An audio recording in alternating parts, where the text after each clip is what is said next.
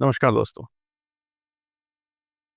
अभी कुछ दिनों पहले आपने कई सारी सोशल मीडिया के माध्यम से सोशल मीडिया पर रील्स देखी होगी। एक विवाह बड़ा प्रचलित रहा है इस समय।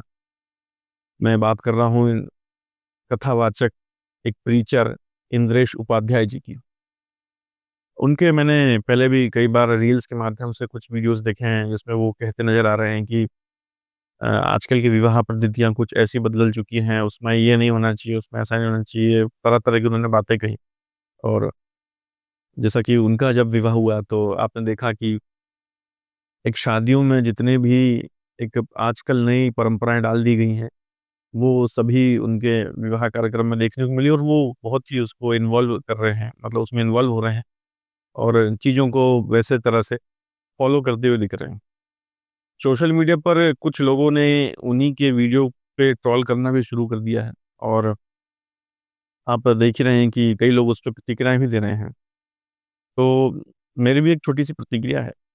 पंडित श्री राम शर्मा आचार्य जी, जो कि गायत्री परिवार के संस्थापक हैं, उन्होंने कहा कि अगर रोकनी है बर्बादी, बंद करो खर्चीली शादी। तो ये जो वाक्य उन्होंने कहा, ये किसी एक व्यक्ति के लिए नहीं कहा, किसी एक समाज के लिए नहीं कहा, बल्कि पूरे सामाजिक परिवेश, इस पूरे विश्व पटल के लिए उन्होंने बात कही कि अगर रोकनी है बर्बादी, बंद करो खर्चीली शादी। मतलब शादियों पे खर्चा आप करना बंद करें अगर बर्बादी को रोकना है, क्योंकि हर व्यक्ति उस लेवल का, जैसा कि आजकल शादी-विवाह का समारोह बना दिया गया है, एक इवेंट बना दिया गया है। शादी अब या विवाह अब विवाह नहीं बचा, एक इवेंट बन गया है।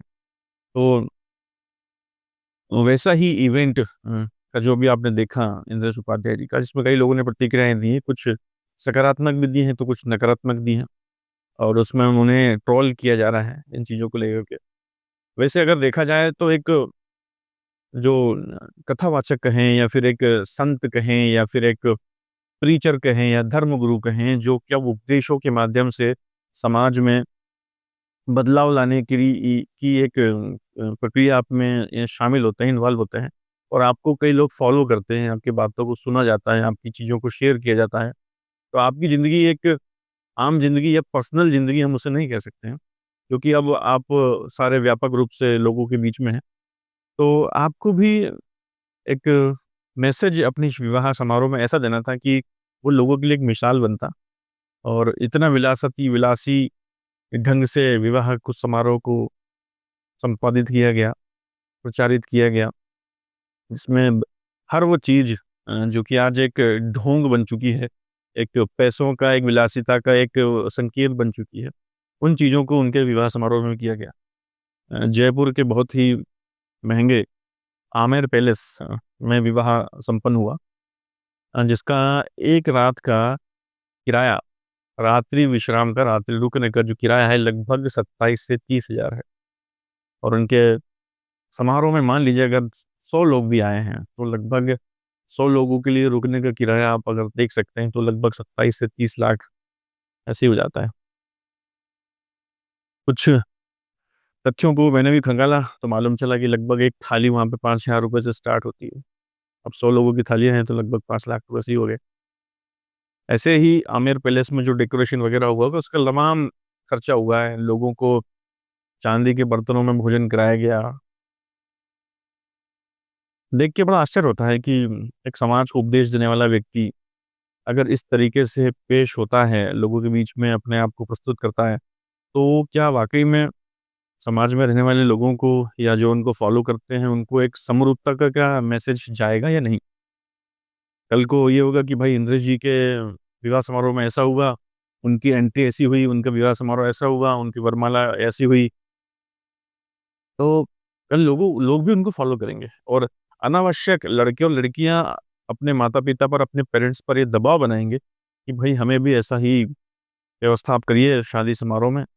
हम भी भई आपके कहने पे शादी कर रहे हैं, अपने समाज में शादी कर रहे हैं, धर्म अनुसार शादी कर रहे हैं, वैदिक परंपरा से शादी कर रहे हैं, तो हमें भी भई ऐसा एक माहौल आप बना के दीजिए। तो ये उन माता-पिताओं के ऊपर एक अनावश्यक बोझ हो सकता है। किसी के साथ हो सकता है, किसी के साथ नहीं भी हो सकता है। तो आलोचनाएँ तो इस चीज़ की हो रही हैं और आलोचना होनी भी चाहिए, क्योंकि एक जब आप समाज सुधारक होते हैं, समाज सुधारक के रूप में आप लोगों के बीच में होते हैं, तो आपको अपनी पर्सनल चीज़ों को भी बहुत अच्छे तरीके से प्रस्तुत करना चाहिए ताकि वो लोगों के लिए, दूसरों के लिए एक एग्ज़ाम्पल सेट कर सके, बन सके। और वहीं पर एक यूट्यूब के पत्रकार हैं, शुभंकर मिश्रा जी, जो उनके बचाव में आ गए हैं और वो लोगों को भी उनकी तरफ से बैटिंग करते हुए दिख रहे हैं, इंदेश उपाध्याय जी की तरफ से, कि आप क्या कर रहे हैं? कोई एक साधु अगर अच्छे कपड़े पहन लेता है, कोई एक साधु या प्रचारक या प्रीचर या धर्म उपदेश देने वाला कोई अच्छी जैकेट पहन लेता है, अच्छा चश्मा लगा लेता है, तो आप लोगों को पेट में दिक्कत क्यों होती है? आपको क्या दिक्कत होती है? क्या उन्हें अच्छे तरीके से जीने का, अच्छा खाने का, अच्छा पहनने का, अच्छा घूमने का अधिकार नहीं है? बिल्कुल बेशक है। मैं मानता हूँ कि व्यक्ति की अपनी निजी लाइफ़ भी होती है, सोशल लाइफ़ भी होती है, लेकिन जब आप एक प्रीचर के रूप में लोगों के बीच में होते हैं, तो आपकी निजी लाइफ़ फिर आपकी निजी लाइफ़ नहीं होती है, वो एक पूरी पब्लिक लाइफ़ होती है। आपके खाने पे, आपके बैठने पे, आपके बोलने पे, आपकी ब विचारों पे, आपकी वाणी पे, आपके वेशभूषा पे, सब पर आपके उपदेश लेने वालों की नज़र होती है। आप क्या कर रहे हैं, आप कैसे कर रहे हैं, आप कहाँ कर रहे हैं, ये भी बहुत ज़्यादा मायने रखता है। तो शुभंकर जी को जो बेटिंग कर रहे हैं, उससे वो भी ट्रोल हो रहे हैं, उनके कमेंट्स अगर आप देखेंगे वीडियोज़ यूट्यूब के वीडियोज़ पे जाके, तो उन्हें भी कई बार खरी-खोटी सुनाई जा रही है कि आप इन चीज़ों का सपोर्ट क्यों कर रहे हैं? और एक यूज़र ने तो ये भी कहा है कि मान लीजिए कल को यदि इंदेश उपाध्याय जी का कोई भक्त या कोई उनका चेला उनके लिए हनीमून का पैकेज कहीं विदेश में बुक कर देता है और वो वहाँ चले जाते हैं, तो क्या तब भी आप उनकी चीज़ों को सपोर्ट करेंगे? तो मेरा भी शुभंकर जी से ये कहना है कि आप बेवजह उनकी तरफ से बैटिंग कर रहे हैं। इसमें आपकी भी आलोचना हो रही है। अगर कोई व्यक्ति अपने विचारों को व्यक्त कर रहा है, किसी की अच्छाइयों पर, किसी की बुराइयों पर, किसी की नकारात्मकता पर, तो उसे ये विचार व्यक्त करने का हक है। आप तो पत्रकार हैं, आपको तो पता ही होगा कि आलोचना अगर हो रही है, तो उसमें कोई किसी के लिए हर्ज ही क्या है? ख़ैर, आप के भी अपने-अपने निजी विचार हैं, आपको भी अपने तरफ से किसी की बैटिंग, किसी की फ़ील्डिंग, तो किसी की बॉलिंग करने का हक है। बेशक आप करिए, लेकिन थोड़ा-सा ये सोचिए कि आपके विचारों का समाज पे, आपके दर्शकों पर, आपके व्यूअर्स पे क्या असर पड़ रहा है? आप किन चीज़ों को सपोर्ट कर रहे हैं?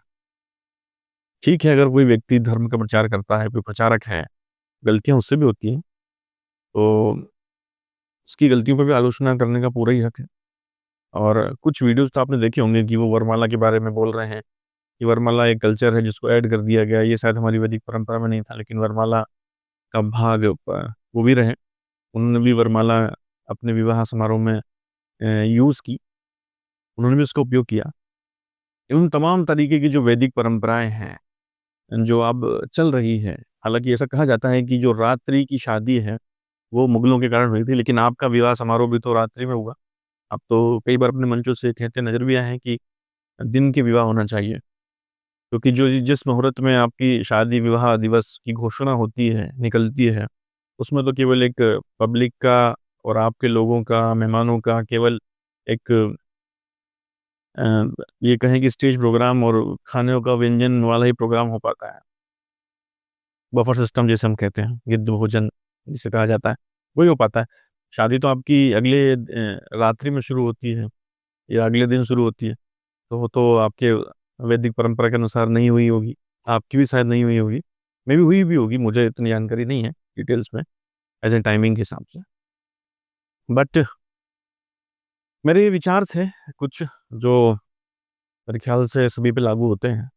ख़ास तौर से जो लोगों के बीच में धर्मों धर्मानुयायी बन के बैठे हैं, या जो धर्म के नाम पर प्राइवेट लिमिटेड फैक्ट्रियाँ चला रहे हैं, जिनका उद्देश्य केवल लोगों को अच्छी-अच्छी बातें तो सुनाना है, लेकिन खुद उन पर अमल करना नहीं है। आचार्य श्री पंडित श्री राम शर्मा आचार्य जी ने भी एक बात और बहुत अच्छी कही है कि बड़े भी उन बातों पर अमल करें, बड़े जो हैं वो भी उन बातों पर अमल करें जो वो बच्चों के लिए या छोटों के लिए कहते हैं या उनके लिए बोली जाती हैं। ख़ैर, निश्चित तौर से हम बदलेंगे तो युग बदलेगा। हम में सुधार होगा तो हमारे आस-पास, हमारे समाज में सुधार होगा, हमारे घर सुधार होगा, हमारे देश में सुधार होगा। ऐसी हम मनोकामना करते हैं और ऐसा ही कार्य करते हैं। बाकी हो सकता है मेरे वीडियो से कई लोग दूसरों को भी आपत्ति हो, तो ख़ैर आप लोगों को भी अपने विचार व्यक्त करने की पूरी आज़ादी है। लेकिन मैंने एक सभ्य शब्दों में इस चीज़ की आलोचना की है, तो मैं आशा करता हूँ कि आप भी अगर मेरे कमेंट्स पर कुछ गंदे विचार या गंदी भाषा का उपयोग ना करते हुए अच्छे विचारों में अगर मुझे मेरी भी आलोचना करेंगे, तो मैं उसे सहज स्वीकार करने के लिए तत्पर रहूँगा। इसी के साथ धन्यवाद। कोई गलती हो तो क्षमा करें।